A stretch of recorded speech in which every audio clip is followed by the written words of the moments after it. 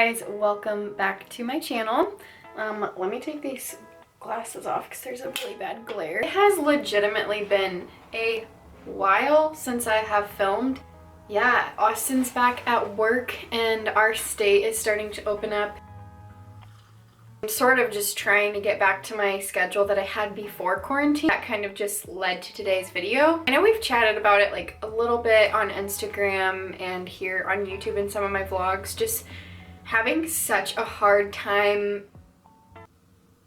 balancing everything, I guess, like between giving yourself too much grace and having balance and discipline. And I definitely feel like for the last leg of quarantine, I was just giving myself excuses instead of grace, and so I was not doing anything that was good for me. I tried really hard to set up a goal list and like a little routine. I just could not stick to it. Like working out, eating enough food, eating healthy foods, waking up to my alarm in the morning, reading my Bible, and spending time in prayer, spending time listening to uplifting music and uplifting podcasts, not just sitting and scrolling on my phone.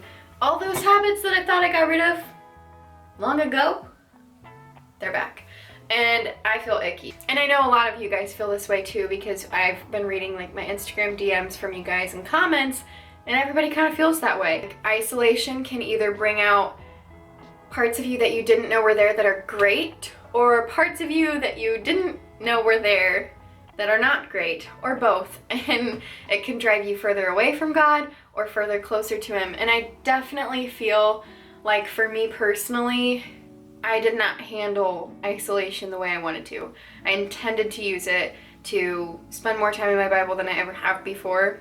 And I'm just being honest, guys, I didn't do that. I spent less time in my Bible when I had more time to do it than I do in real life. So basically, I really want to push myself.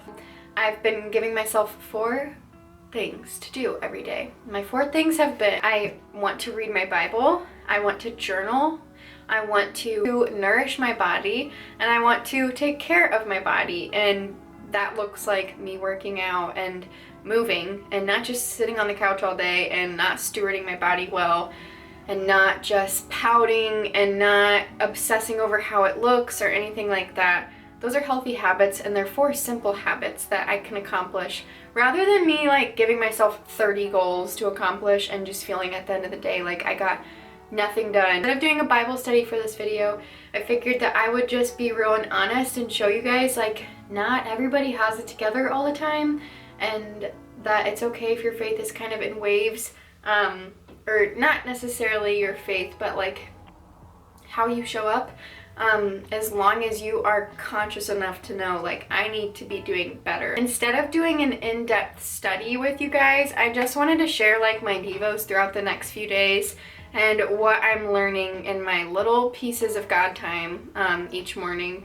But also in doing that, it's gonna hold me accountable to actually do those things. So this vlog is just gonna be a compilation of like the next few days of my morning routine and showing you me doing it when I don't want to do it and doing those habits that I don't want to do. And I don't use this term lightly, but I struggle with depression, and my depression talks me out of everything that is good for me. I know personally for me, I can do certain things that help me, and so that's what I want this video to be, is me doing those things, and hopefully it encourages you guys to do those things. This was the longest intro ever. I hope I can edit it to make sense. Let's kick our butts into gear.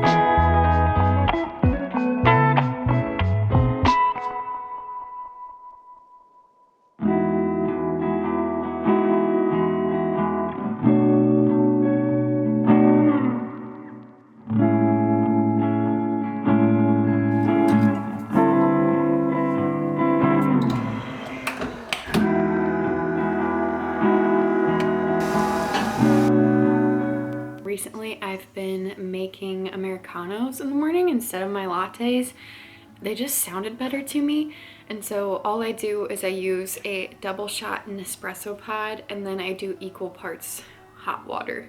So it ends up being like a full cup of strong coffee. I'm gonna start sipping my coffee, but yesterday I read my Bible on the hammock, and I did that like in the afternoon because I didn't make time for it in the morning, and I wanted to make sure that I got it done. I'm still currently going through the book of book of Psalms, and I'm on chapter, I believe, 78 today. So yesterday I read 77, and it was so, I just love those days where what you read is exactly what you needed to hear. Exactly. And that's part of why I love reading my Bible at night sometimes, because I've already had my long day. I've already had a day at that point. And so my Bible usually is something that's like calming me down from that day, or something directly related to that day. But I read chapter 77, and yesterday I was really like going down a wormhole of like freaking out about the pandemic, basically. I am an anxious person.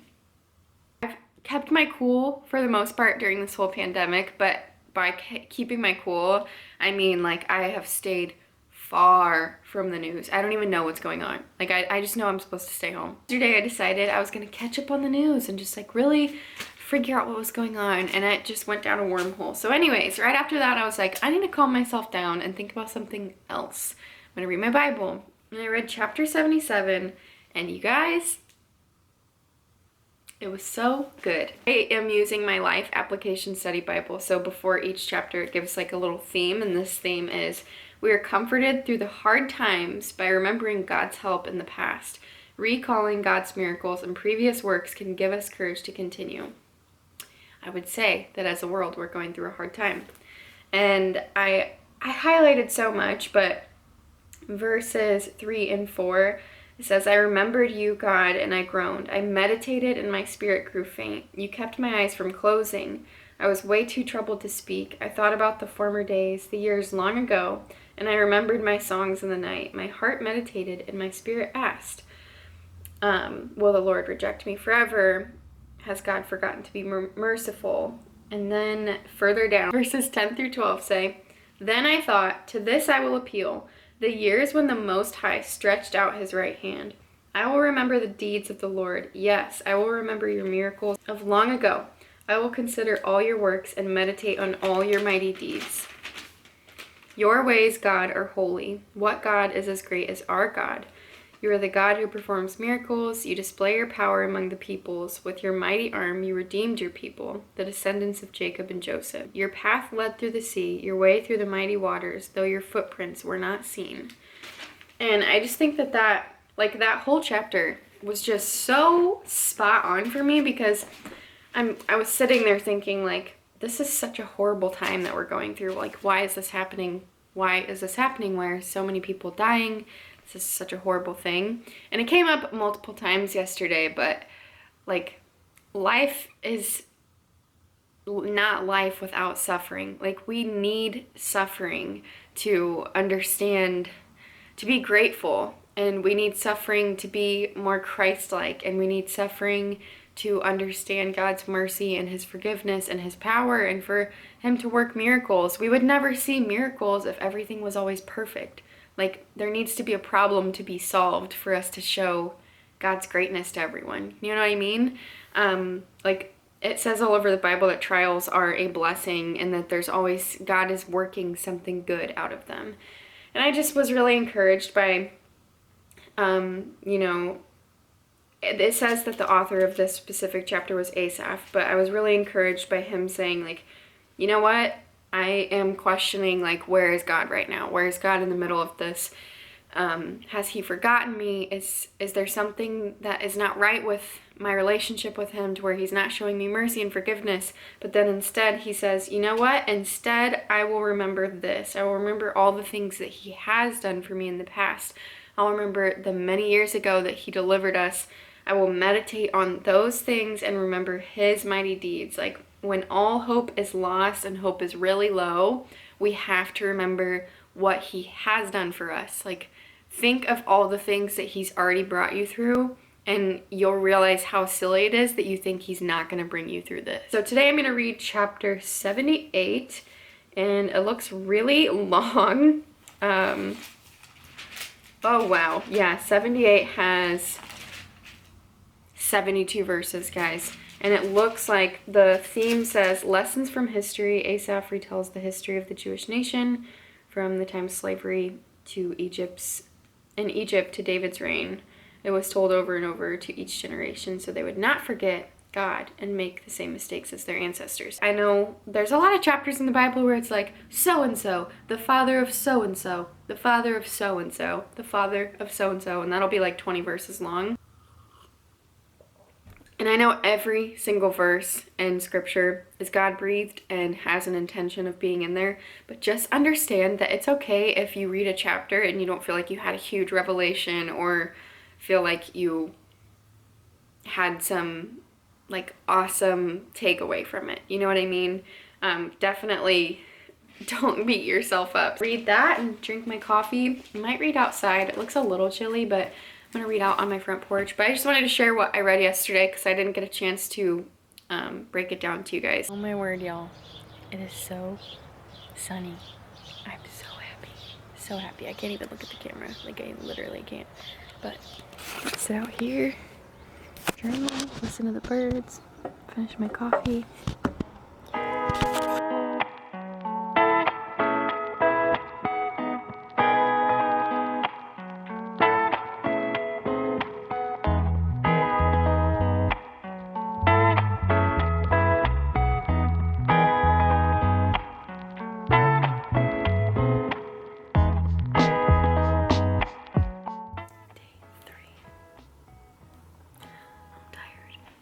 I was up until 1 a.m. last night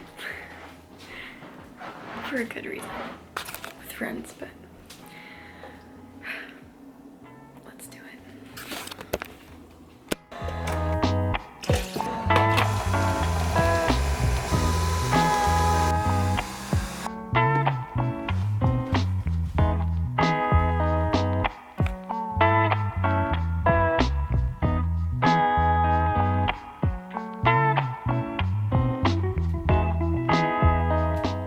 So I am so flippin' excited, but I got an iPad, paid for it with all my own money. I earned it. Very proud of myself because I've been wanting one for a while for my YouTube stuff. So really excited, but I'm gonna use it for my Bible study today, and I'm going to post whatever graphic notes I take that I usually just do in my journal on my Instagram for you guys. I thought that would be a cool way to bring it to you in a way that you could use like as a background or print it out in your office or something. So I'm excited, but I'm gonna do my Bible study and then I will share with you afterwards.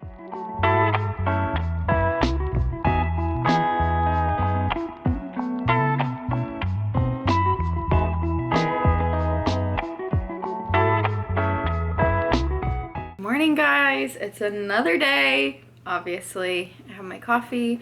I don't think I actually shared with you what I got out of my study yesterday because I didn't think that I was gonna get much out of it, and boy was I wrong. I ended up taking notes on it on my iPad in Procreate, which by this point in the video, if you guys don't know, I created a second account for all my doodles and stuff, and it's called Happy Soul Script. Doodling like every morning as part of my morning routine on here, and it is my favorite thing ever. It's just really fun, and it's something that I've always wanted to do and always wanted to share with you guys. So if you want to follow it, go follow it. I will put the graphic up on the screen from Psalm 78, which I will say, even the notes that I took over Psalm 78 isn't enough because it's just, there is a lot in that chapter. I believe there's like 72 verses. If I'm wrong, I'll put the correct number up on the screen, but it's definitely like a lot. Notes over it, and when I first looked at it, I was like, you know what, this isn't gonna have like much to take away. It's just them going through the lineage or whatever, but boy was I wrong. So on my note page I have the author is Asaph. The theme is looking back at history and all that God has done, and then 78 verse 4 is the first verse that I wrote down, And it says, "Will not hide them from their descendants. We will tell the next generation of the praiseworthy deeds of the Lord, his power and his wonders that he has done." And underneath that, I drew a little arrow, and it just says that religious education, it's so important, not just religiously as in like the rules and all of that, but just to educate people and tell people what God is doing for you and what he has done. And it's like even more so more so important to share that with our children someday, to tell them how being a Christ follower has changed our life, how God came into our heart and what he changed when he did that. And it's just really important to remind people what God has done, because when we forget what God has done for us, we forget who he is. And when we forget who he is, we forget that we belong to him, and then we have an identity crisis. And you know, when you have an identity crisis, everything kind of spirals out of control after that. You have no hope. You have no self-control. And I just think that it's a really reckless life to live. So it's so important to continue to, even if you feel like it's overdone, to continue to share with people what God has done. And I've definitely felt convicted about that lately. It's come up in a few sermons that we've watched, just like how often we miss an opportunity to share Jesus, and not just the message of salvation, but just share what God is doing, because it might be uncomfortable or awkward to bring up in conversation, or you don't want to make it too deep, or you don't want to feel like you're forcing it on someone, but it's so important. Like, it's so important. I don't even remember what I was saying. You are so ornery. Whenever I film, he literally, like, he can't chill. He doesn't know how to chill when I'm filming. I was just saying, like, how many times the reason I'm worried, the reason that I'm stressed, and the reason that I'm fearful is because I forgot, like, what he's done for me and what he will continue to do for me. It's just, like, we blow over those, like, miraculous things that God did. Like, oh yeah, God, you know, split the ocean in half and let people walk through it without getting wet or without drowning. Like, they literally walked on the ocean floor. Just another God thing, you know what I mean? No, like, that's a big deal. So I wrote that down just like in big lettering to remind myself, like, he will literally divide oceans for me, and he'll do it for you. He has done it before. Just like a really great reminder for me. And then verses 36 and 37 says, "They would flatter him with their mouths, lying to him with their tongues. Their hearts were not loyal to him. Yet he was merciful and forgave their iniquities and did not destroy them." So that whole chapter is not only like telling the history of what God has done and what God has brought his people through, but he also explains, like, this is what we did in response to him. Like, God would bring us through something huge and we would turn against him again. So he would bring us through something huge and we would turn against him again. We kept forgetting who God was and forgetting our promises to him and forgetting to remain in him. And so they would go through a hard time, and then God would bring them through, and they would praise him, which is how a lot of us Christians, including myself, live our life. Like, the only time that your faith is strong and that you're praising God is when things are bad, and then the second things get good again, you forget about him. And that whole chapter kind of talks about that, and just the fact that in the middle of all that, it still says, yet he was merciful and forgave them and forgave their iniquities. Like, he's so loyal and forgiving that he doesn't hold that against him. Anyways, so I'm going to read my Bible this morning and then probably share with you whatever I get from that today. And then I think I'm going to wrap this video up. I honestly kept forgetting to film because, as ironic as it is, me filming this video motivated me to actually study and not just like read a couple verses and, you know, move on with my day like I feel like I have been doing lately. And so I would forget to film. And so I'm sorry if there was only like 3 days worth, but I hope that that's still enough for you to get something out of it and enjoy it. Being a Christian isn't always going to be like an upwards thing. It's not linear. It's definitely like ups and downs, and there's times where you're really motivated to be in your Bible and times where you're not. And it's definitely something that I struggle with, and I just wanted to show you guys that because you guys have been asking for faith videos and stuff, and I just like wanted to be real and share that, like, I know I don't need to be perfect to share those videos. That's actually the opposite. I do need to have like a prepared heart and one that's like really in it.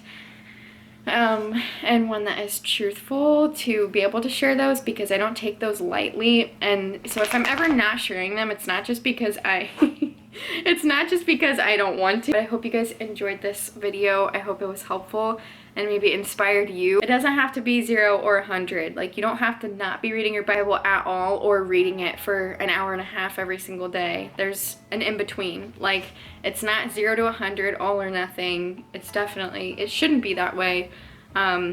Just show up. That's all he asks of us.